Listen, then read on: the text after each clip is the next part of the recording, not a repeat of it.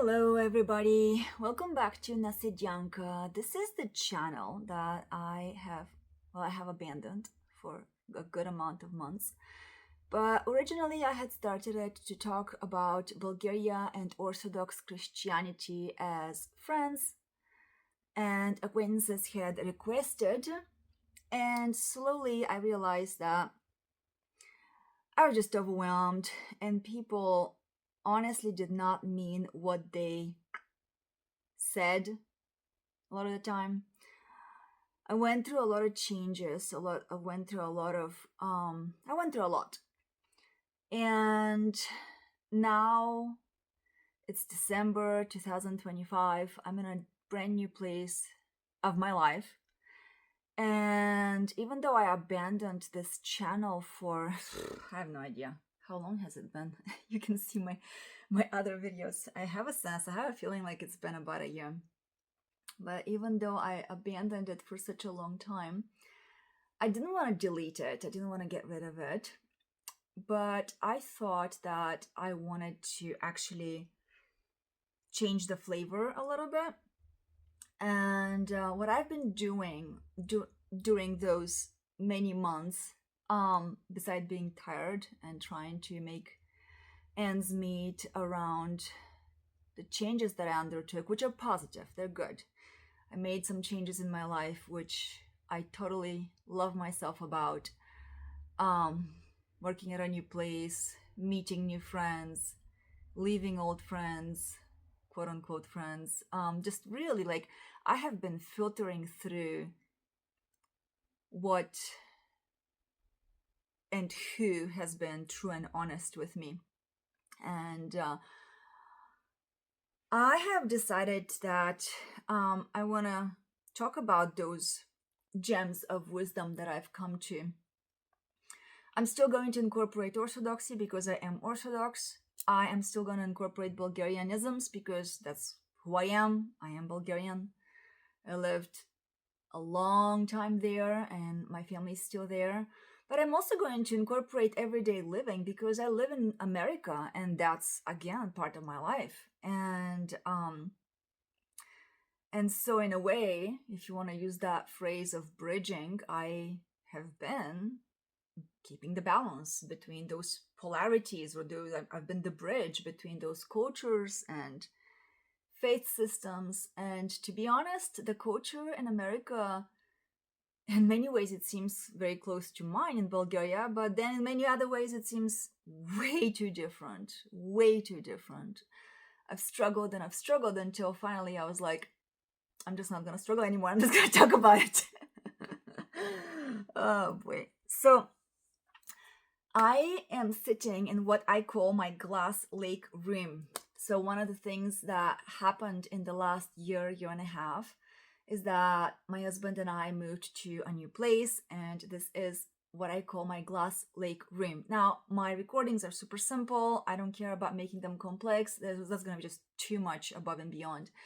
But I can tell you, and I will make sure to put them in videos in the future.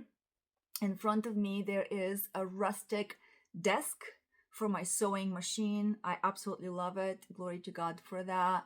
I have my yarn. I have tons of yarn because I like to crochet. It's right there in wicker boxes and baskets.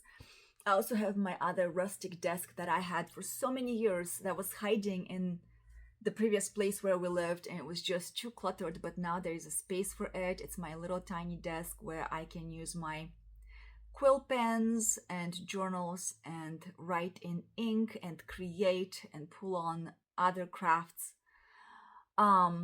There is this cascade of green ivy that my husband decorated over our fireplace.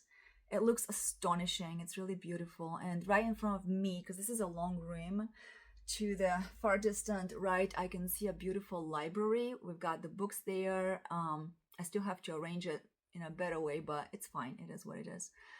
And straight in front of me is the glass window, and I love looking at nature. It's just gorgeous looking at the seasons changing, and it's kind of like it's my TV screen, right? I don't care for TV screens. I don't even have a TV in my room. I don't care if you like it, that's fine, no judgment. But that is my screen there. It's just very calming and good. So that's about what and how it has been going on. So I've turned this glass, I call it the lake glass lake room, glass lake room.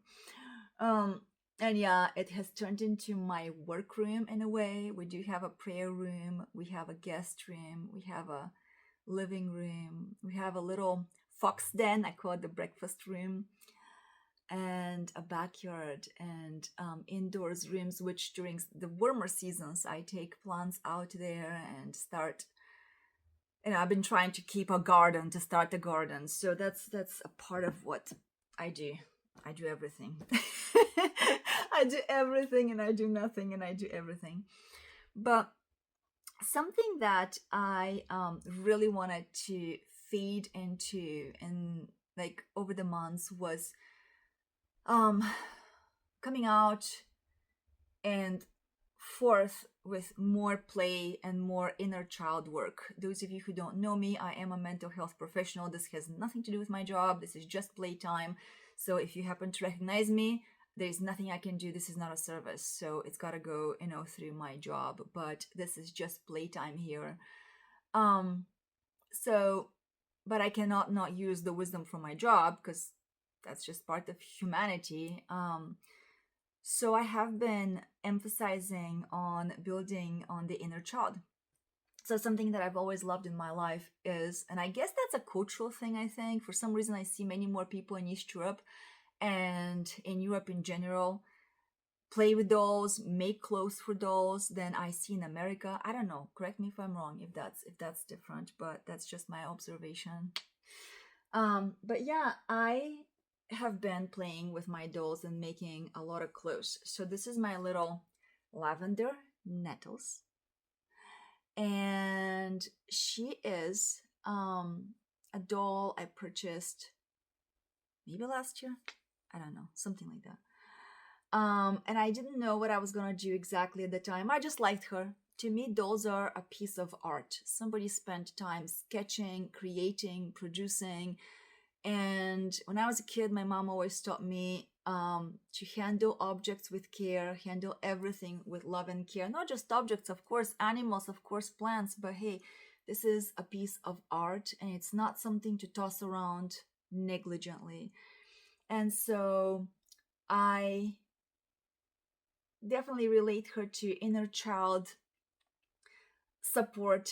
And I say to people, remember to feed your inner child, remember to take care of yourself, remember to, after you do whatever you do, work, you go through the hustle and bustle, make time for yourself, slow down and do the proverbial nothing, which honestly is not nothing. It is a conscientious self-care. It should be a number one responsibility for everybody.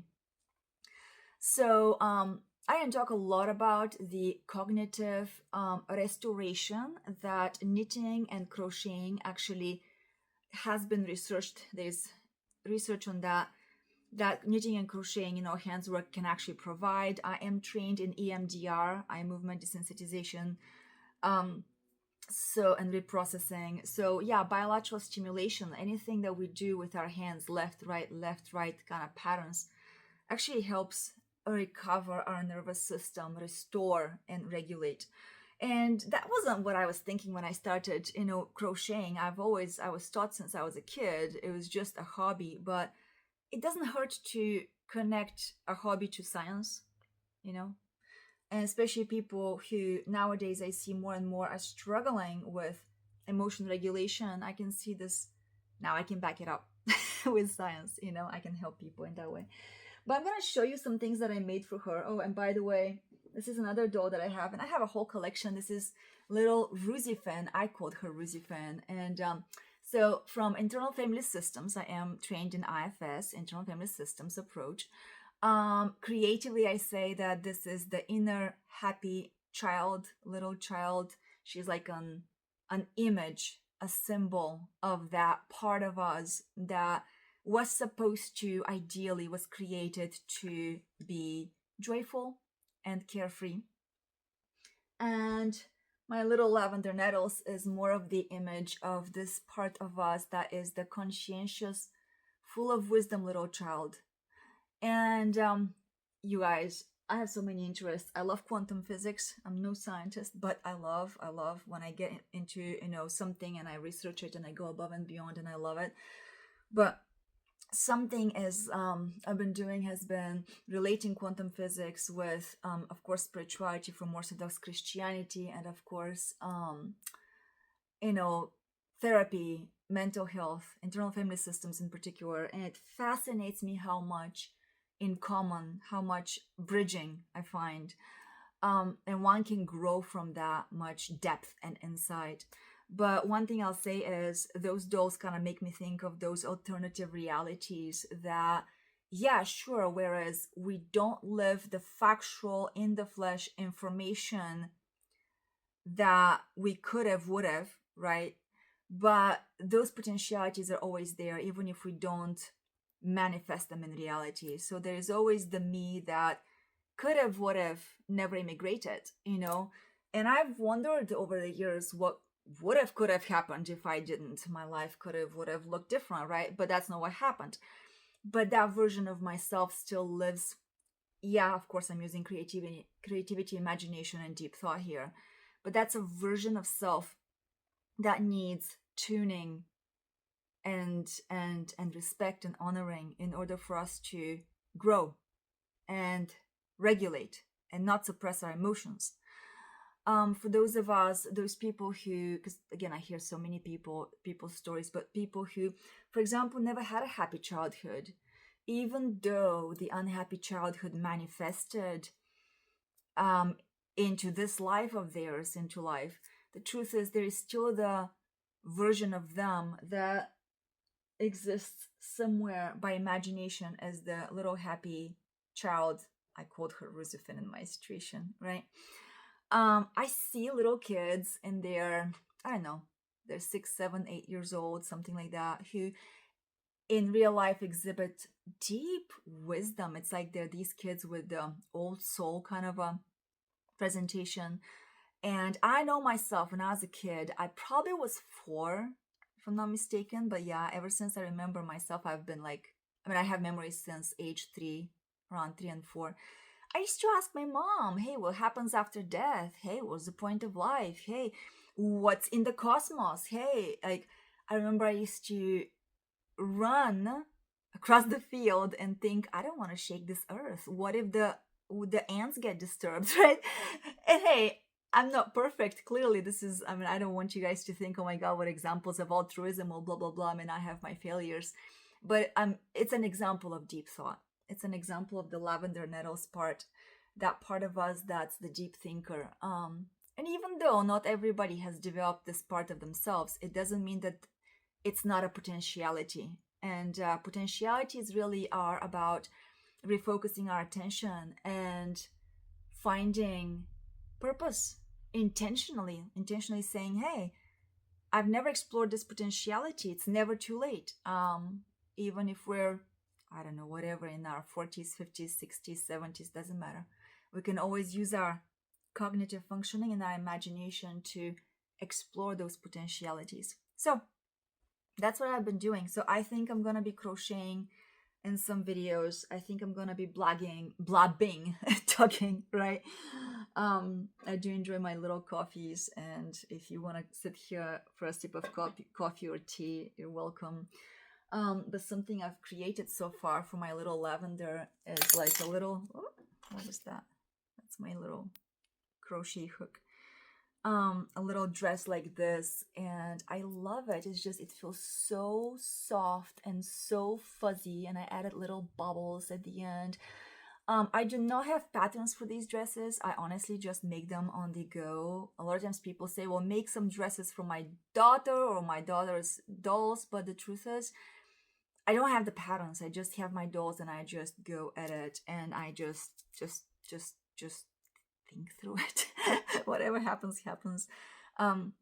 I can explain what stitches I've used, but it's not like I remember what I did. I can kind of deduce it though. It kind of makes logical sense. These are double crochets, and then I've done little, wooden buttons in the back, and it's just so adorable. And so yeah, I'll dress her up.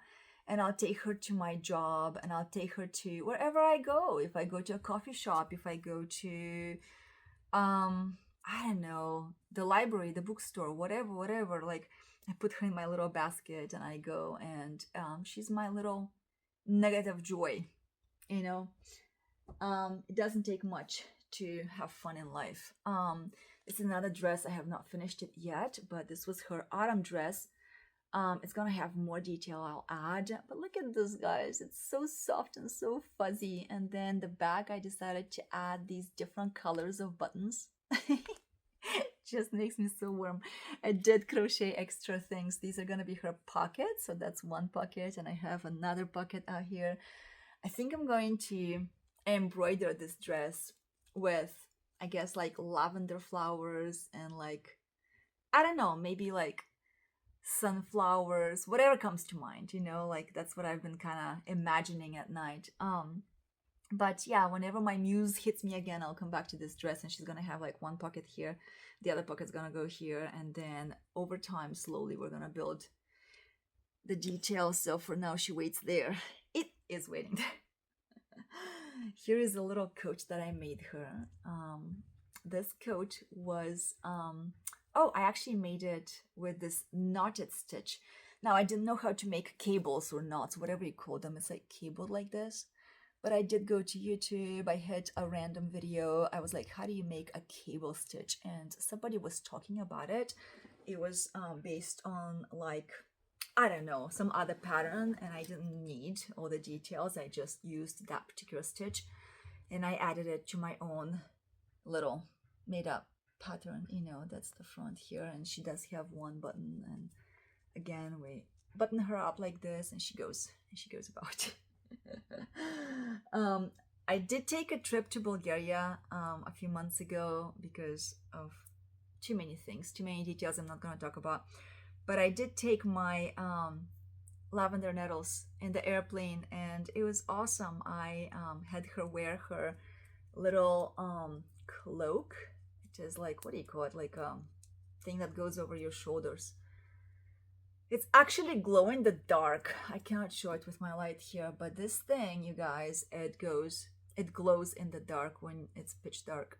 So yeah, she wore that in the airplane, and I was, you know, crocheting in the airports. I took her wherever my husband and I visited in Bulgaria.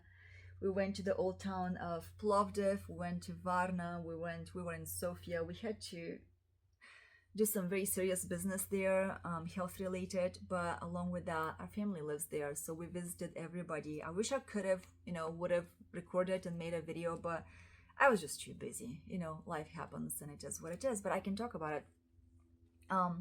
Here's another one of those. This is a little romper that I made her probably last year. So again, buttons.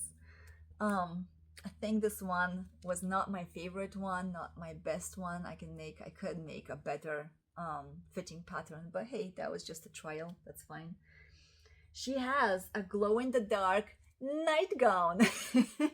All of this is made from the glow in the dark crochet yarn, and little like ornaments like this. What do you call them again? Bubbles, I guess. They're not bubbles. They're actually some like, I don't know what you call it, like little borders and little shell kind of stitches I added there. And I've changed the stitches on the sleeves to make them a little puffier. And yeah, she has wooden buttons on the back.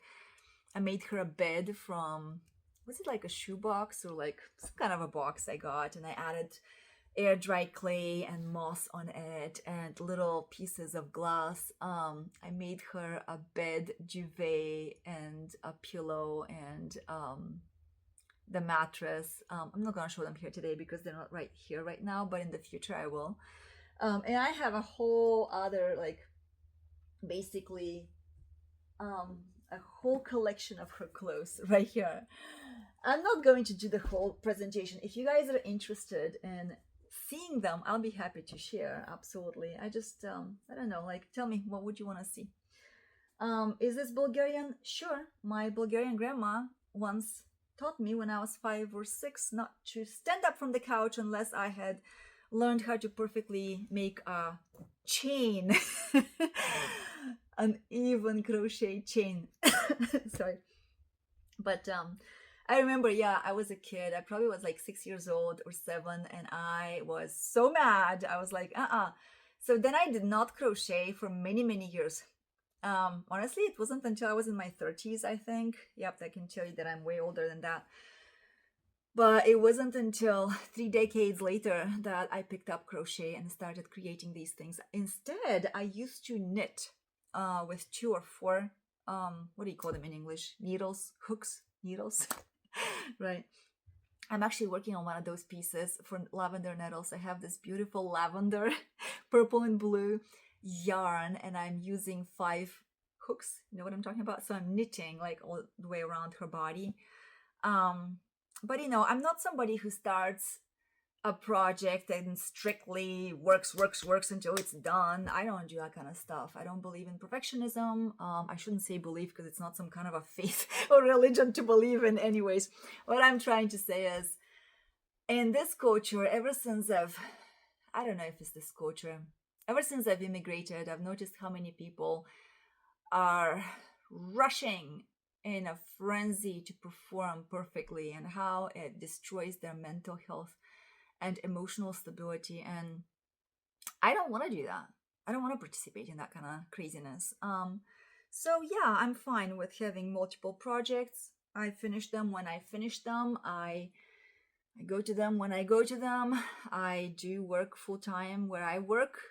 So it all works out. It's fine. That's my life. That's fine.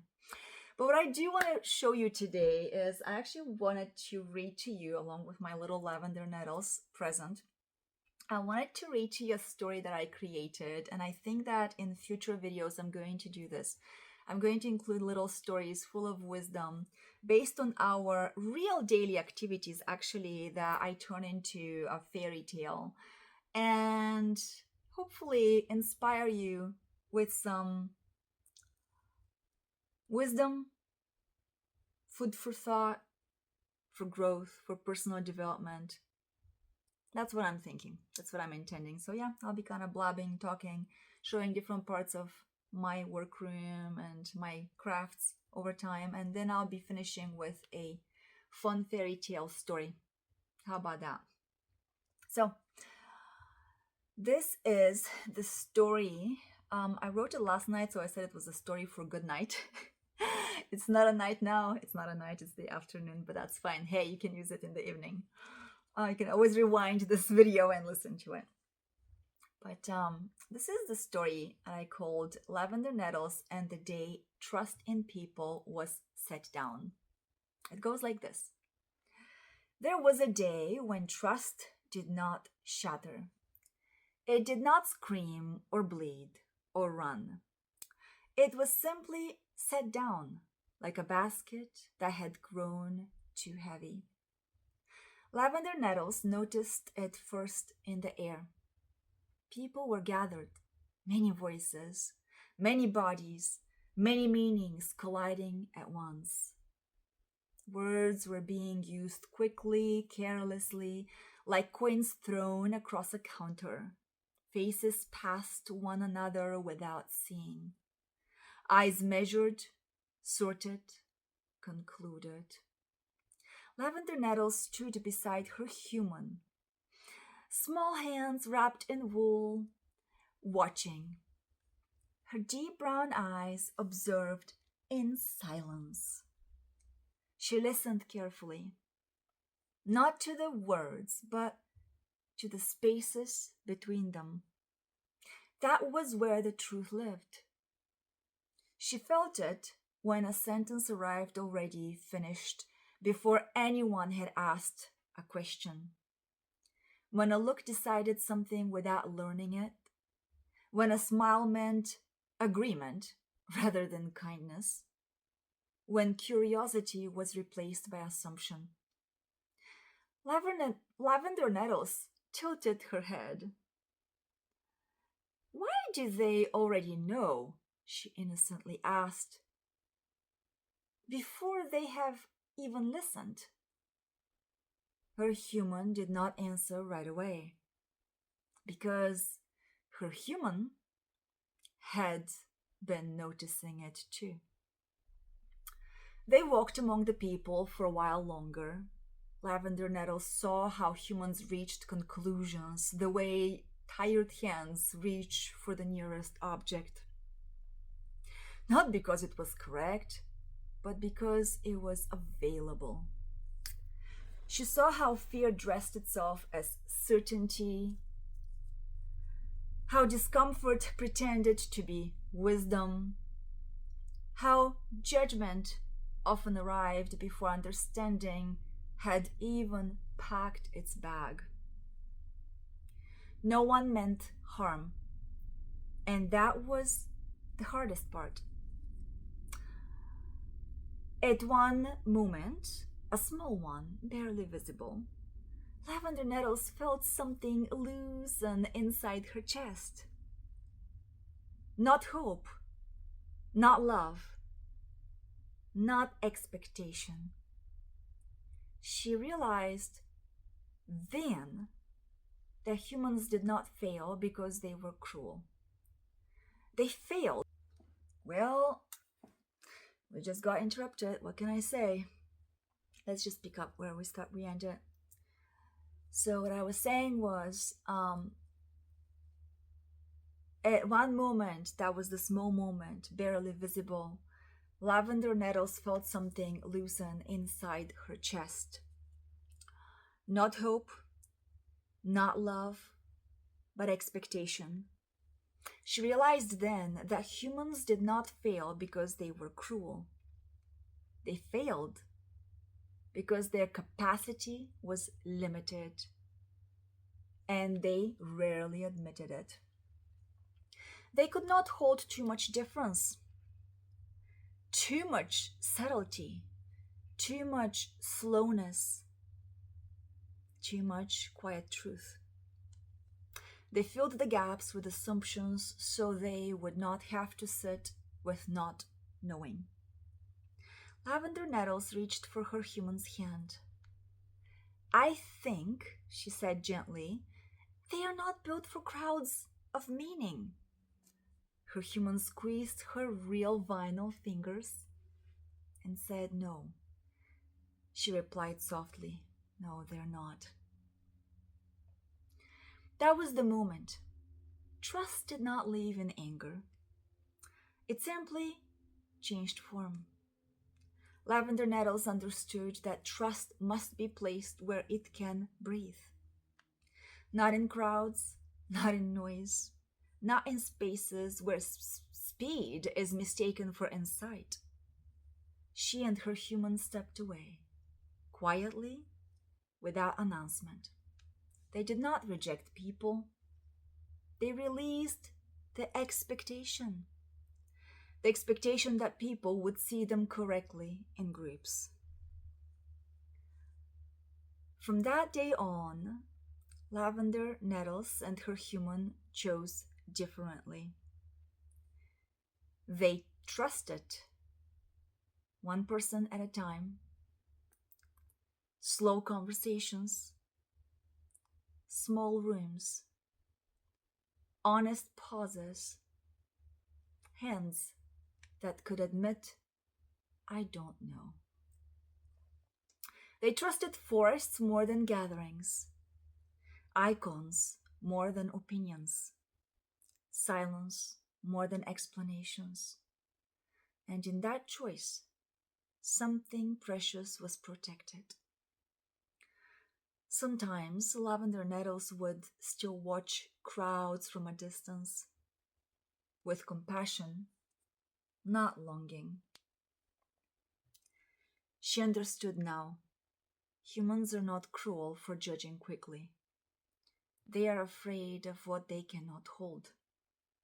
And so, Lavender Nettles learned to carry her truth gently and only place it where there were hands strong enough not to drop it. And that was not loss. That was wisdom.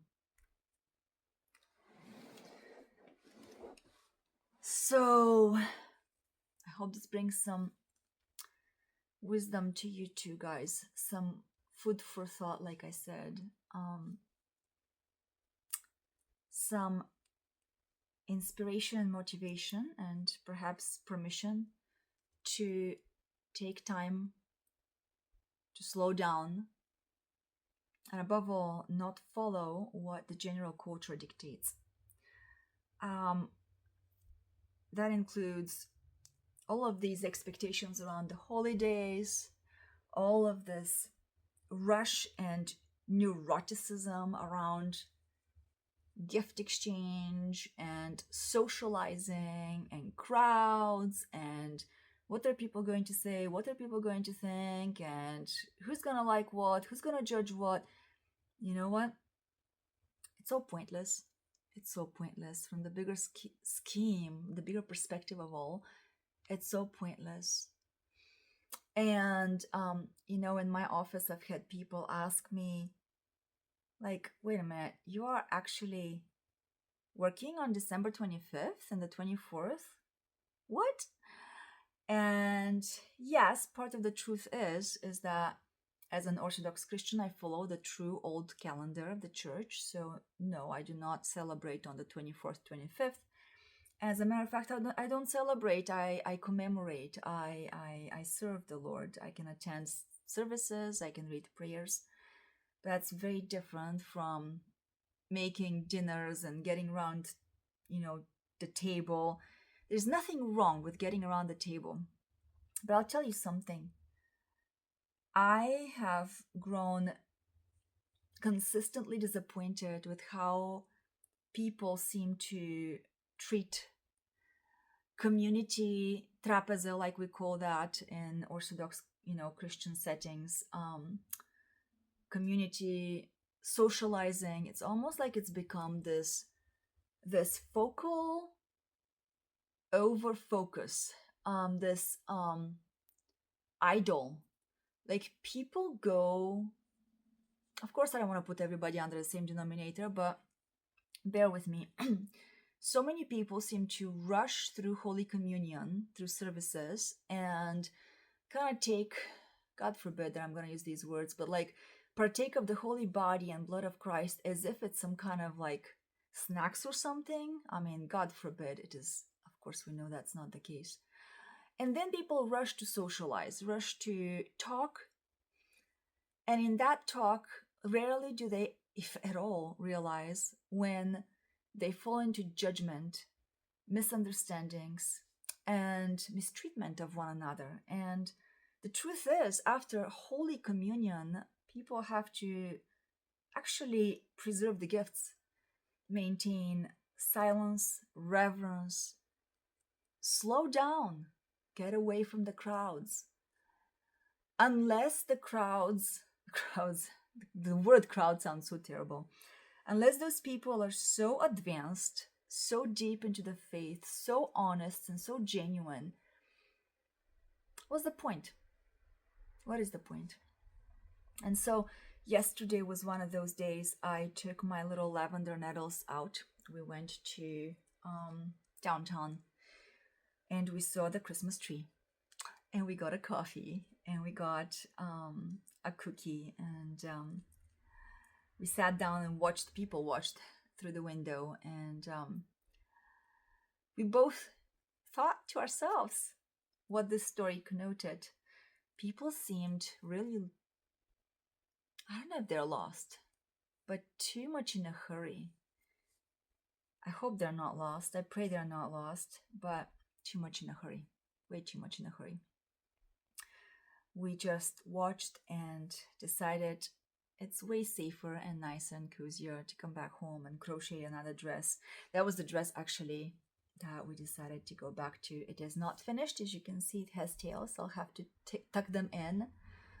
And I have a few more ideas for adding to this dress so it can have a finished look, but it's going to be one step at a time, little by little, little by little. I am so I love like touching the texture and different stitches, this little lace, the way it turned out to be. And yeah, my little Lavender Nettles is the epitome of patience and wisdom. Little Rusifin is the contrary. She is the part of me that is more impatient and joyful, and she just can't wait to see everything finished. So they have to be balanced. She needs to be honored for who she is and how she is, but also balanced gently. You know, with this, I'm going to wrap up here. I'm going to end this talk. I hope that, I don't know, I hope that this brings some inspiration. Share in the comments. Does it? Do you find yourselves stopping down? Do you find it difficult to stop down? And, you know, do you feel the judgment of people? And do you feel like you absorb others' emotions so that you need to build, some distance away from others? How do you do it? Yeah, I think this space is going to be much more doable for me. So I will be meeting you in the future with more ramblings like that and magical stories. Yeah, I hope the rest of the day and the week goes well. Thank you. Bye bye.